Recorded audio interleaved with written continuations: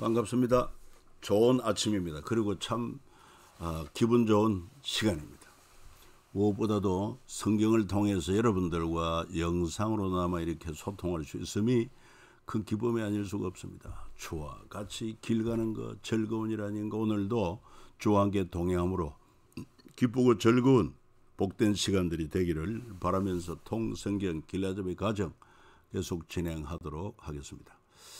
자, 오늘은 말이죠, 왕정 500년이 거의 끝나는 이식과 북이스라엘 멸망을 살펴보고, 성경의 범위는 열왕기하 15장 20장이요 이사야서 1장에 39장입니다. 내용은 북이스라엘의 멸망과 이사야의 사명, 아하스의 선택과 이사야의 충고, 히스기야의 선택과 이사야의 충고, 히스기야의 기도, 이런 내용들이 되겠습니다.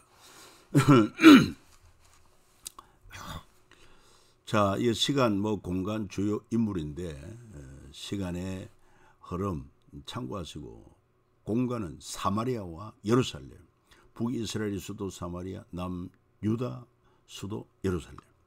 주요 인물 호세야, 이사야, 아하스, 히스기야 왕이 되겠습니다.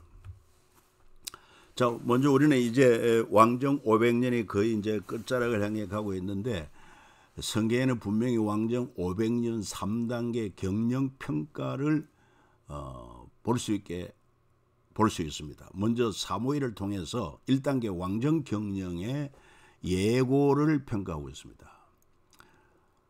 그래서 3상 8장 17, 18절에 보면 너희가 그의 종이 될 것이다. 왜? 이제 왕 대신 하나님을 버리고 사람을 왕으로 세웠을 때 너희는 그들의 종이 되고, 아들들은 군사로, 딸들은 또한 왕의 식사를 준비하는 그런 자로, 그리고 많은 세금과 노역을 겪어야 될 것이다. 그때 너희가 택한 왕으로 말미암아 부르짖을 때 그날에 여호와께서 너에게 응답하지 아니하시리라. 이게 바로 왕정 경영의 예고였습니다. 그 다음에 2단계로 이사야에 의하여 왕정 경영 중간평가가 있습니다. 내용이 뭡니까? 그러므로 만군의 여호와께서 이르시되 시온에 거주하는 내 백성들아, 수로가 애굽에 한 것처럼 막대기로 너를 때리며 몽둥이를 들어 너를 칠지라도 그를 두려워하지 말라. 왜 이렇게 주변 열강들에 의해서 침략과 약탈을 받을 수밖에 없습니까?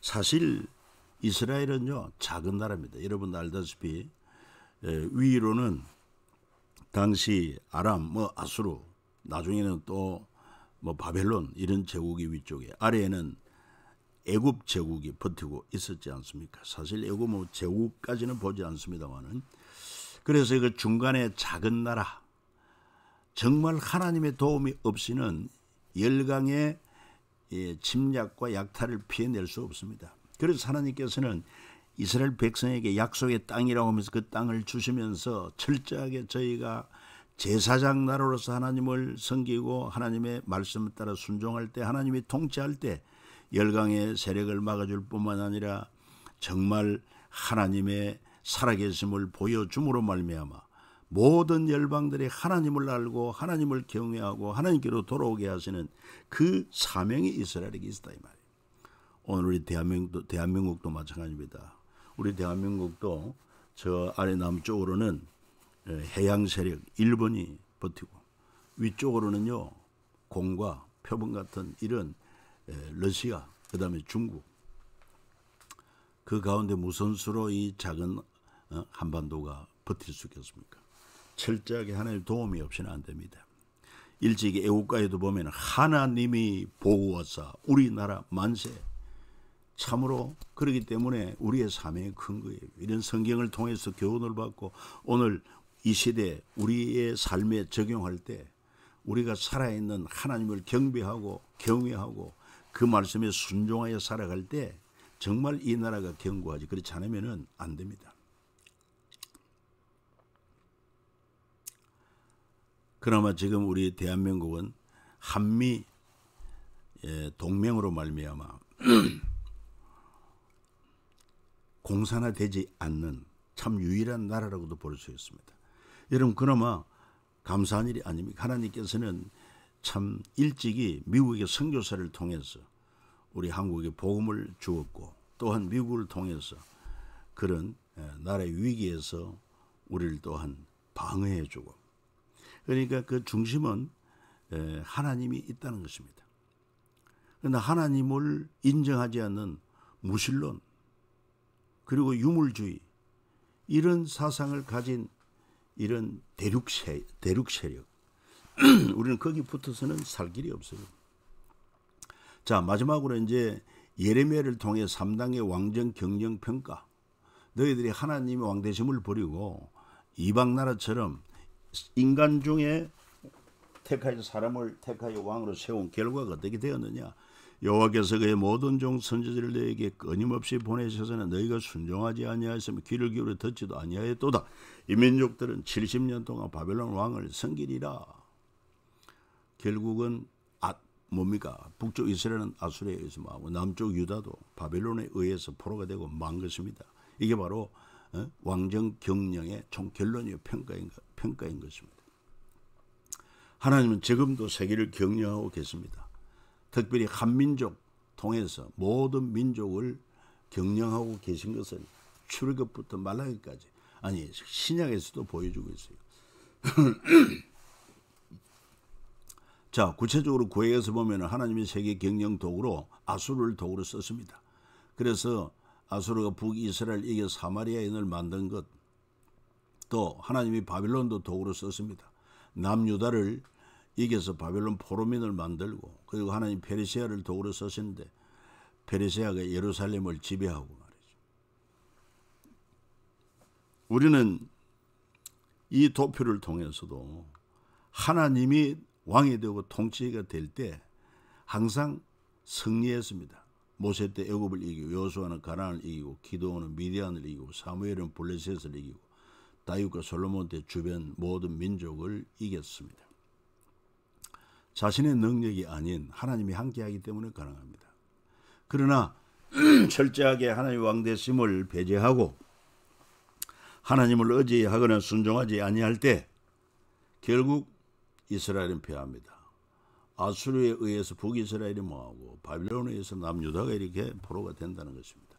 그래서 하나님은 지금도 제사장 나라 우산, 이거 뭘 의미하느냐, 한민족 이스라엘을 통해서 세계 모든 민족을 통치하는데 결국은 이스라엘을 통해서 하나님의 살아계심과 그래서 하나님을 경외하고 하나님께로 돌아오게 하시는 그 섭리가 바로 이 제사장 나라 우산이다.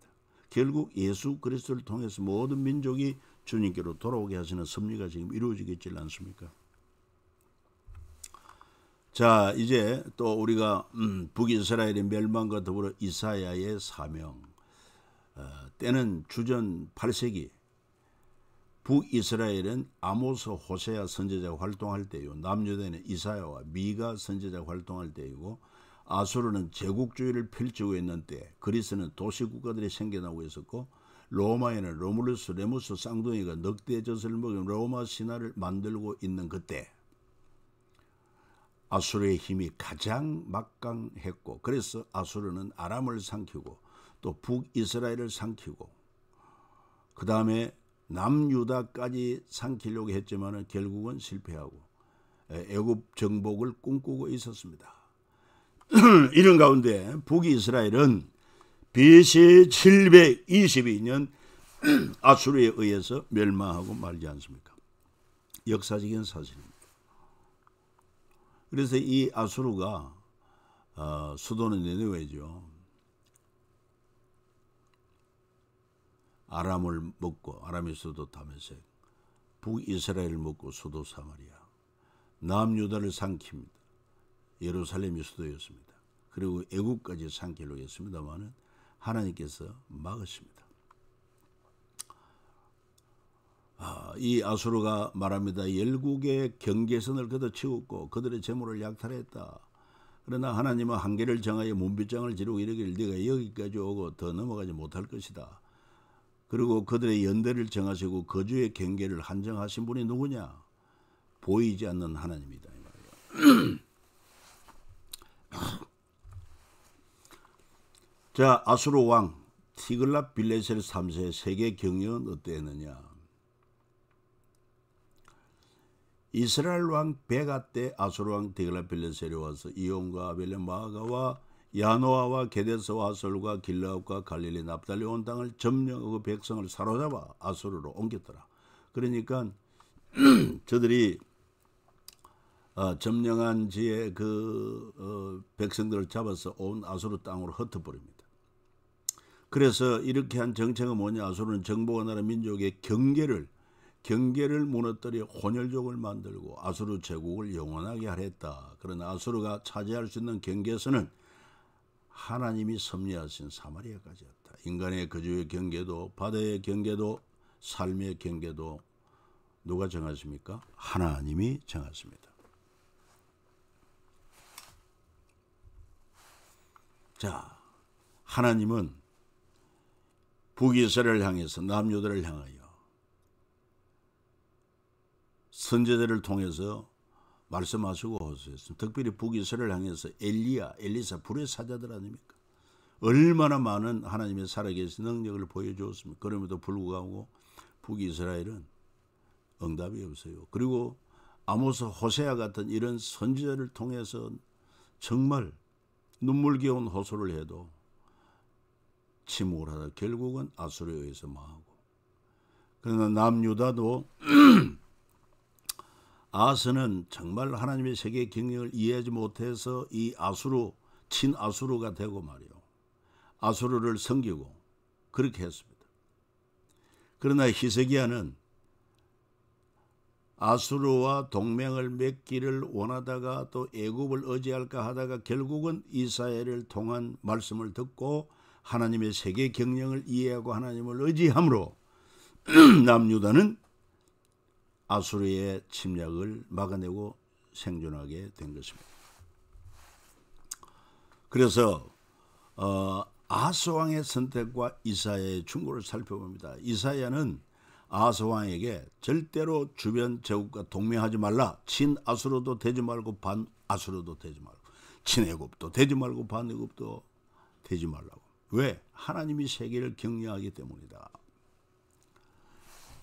무엇보다도 사마리아 멸망을 통해서 그 사실을 깨우쳐 줍니다. 그리고 아수르의 출병 명분을 제공하지 말라. 아수르가 남유다를 삼키려고 반아수르 정책을 펴거나 친애굽 정책을 펴면 이걸 완전 빌미를 제공하는 것이 되면 안 된다. 그 다음에 막대한 경제적 손해도 있을 것이다. 이 아수르에게 많은 원병을 제공하는 대가로 돈을 지불하면 경제적인 손해가 어마어마하다. 무엇보다도 형제의 멸망을 도와서는 안 된다. 북이스라엘이 망하도록 그렇게 하는데 아수르를 협력하면 안 된다. 그리고 또 뿐만 아니라 그로 말미암아 하나님을 잊어버리고 아수르를 세계 제국으로 만든 그 아수르의 신을 이방 종교를 유입하는 이런 일이 있어서는 안 될 것을 이사야가 충고하고 있습니다.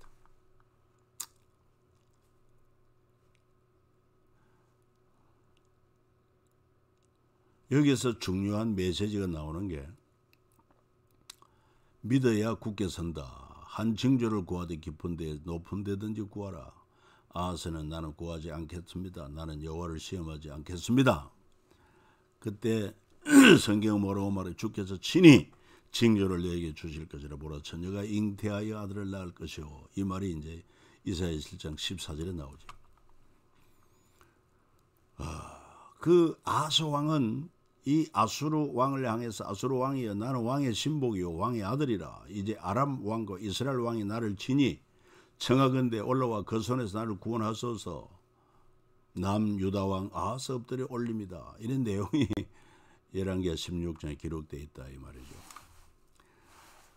이만큼 참 이 아수르의 도움을 구하기 위해서 자기를 낮추고 간절하게 구하고 많은 참 예물을 바쳐가면서 하는 그 정성을 하나님을 향하여 집중하면 하나님이 역사하지 않겠냐 이 말이죠. 결국 아하스는 뭘 선택합니까? 아하스는 북이스라엘과 아람의 동맹에 대항하기 위해 아수르와 동맹하려고 했습니다. 그리고 이사야 중과 아수르와 동맹하지 말라. 그러나 아수르는 아수르의 신복이 되고 말았습니다. 아까 우리가 보았지 않습니까? 아하스가 아수르 왕 디글랏빌레셀에게 사절을 보내려 나는 왕의 신복이요 왕의 아들이라. 이제 아람 왕과 이스라엘 왕이 나를 친히 청하건대 올라와 그 손에서 나를 구원하소서 하고 아하스가 여호와의 성전 왕궁 곳간에 있는 은금을 내어다가 아수르 왕에게 예물로 보냈더니 아수르 왕이 청을 듣고 올라와서 다메섹을 쳐서 점령하여 그 백성을 사로잡아 기르로 옮기고 또 르신을 죽였더라. 이런 아하스의 선택 결과는 뭐냐? 아하스가 여호와의 전 왕궁 방백들의 집에 재물을 가져다가 아수르 왕이 주었으나 그에게 유익이 없었더라. 헛된 일이 되고 만 것입니다. 그리고 아하스는 아수르의 개선색에 참관합니다. 개선색이란 전쟁을 승리로 끝냈을 경우 전리품을 보여준 백성에게 성전 보고를 하는 프레이드입니다. 또한 전상 군인 가족을 위로하며 그들에게 명예와 경제적 보상을 해줍니다. 이때 전상 군인들을 위해 대부분 종교적 의식을 행하는데 이 아하스가 아수르의 개선색에 참여하고 큰 감명을 받고 하나님보다 아수르 신이 더 크구나.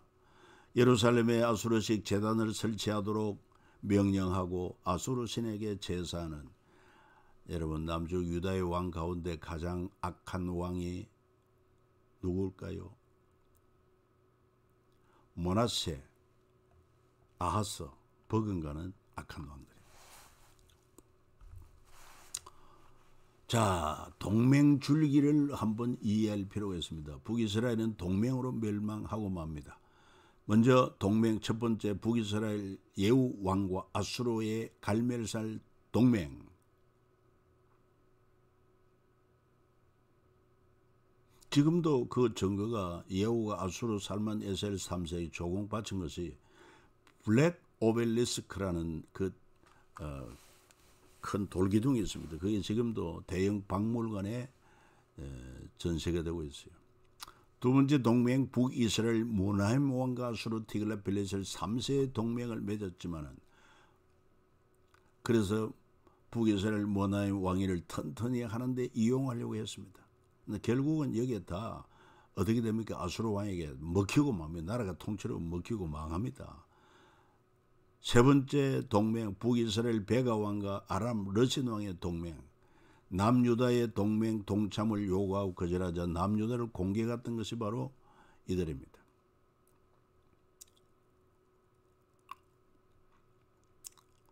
그러니까 아수르 제국이 한창 이제 제국화될 때 위협을 느낀 북이스라엘 왕과 또 아람 나라가 동맹을 하면서 유다도 같이 동맹을 하자 했지만 거절했을 때 이 이스라엘과 아람이 남유다를 공격하게 되었고 이때 아하스는 아수르와 동맹을 맺어가지고 이 이스라엘과 아람의 연합국이 우리를 치료하니 우리를 도와달라고 많은 예물을 보내가지고 그래서 결국은 아수르의 도움으로 이들이 물리치고 그로 말미암아 이 아하스는 아수르를 맹신하게 되는 결과를 가져오게 된 것이다. 그래서 남유다 아스왕과 아수르 디글랏빌레셀 3세 동맹 사마리아와 아람 공격을 요구하죠. 이 북이스라엘과 아람이 함께 연합해가지고 남유다를 치려 함으로 말미암아 이 아수르와 동맹을 맺어서 그들의 공격을 막아달라. 그리고 결국은 북이스라엘 호세아 왕 때 마지막 왕이죠. 아수르에 의해서 멸망합니다. 자, 다섯 번째 동맹 예를 들어보면 남유다 히스기야 왕의 친애굽 동맹. 이 아수르를 두려워해가지고 친애굽 동맹을 맺으려고 했을 때 아수르에게 남유다 침략 빌미를 제공하게 된 것입니다. 참 이 국제 관계에 있어서 철저하게 하나님 중심의 신앙이 아니면은 굉장히 혼돈에 빠질 수밖에 없다 하는 것도 알 수 있어요. 이 통으로운 왕정 500년 역사가 오는데 북이스라엘의 10지파의 왕으로 마지막 왕 호세아 때 아수르에 의해서 망하고 남유다는 그때 히스기야 왕입니다. 북이스라엘이 망할 때 유다 베냐민 두 지파로만 되어 있었어요. 결국은 남유다도 마지막 시드기야 왕 때 바벨론의 포로가 되고 맙니다. 자, 이제 우리는 히스기야의 선택과 이사야 충고. 그러니까 아하스 왕은 이사야의 충고를 따르지 않았지만은 히스기야는 결국 이사야의 충고를 따른다는 것입니다. 히스기야가 아수르에 주는 조공이 힘에 겨워 애국과 동맹하려고 할 때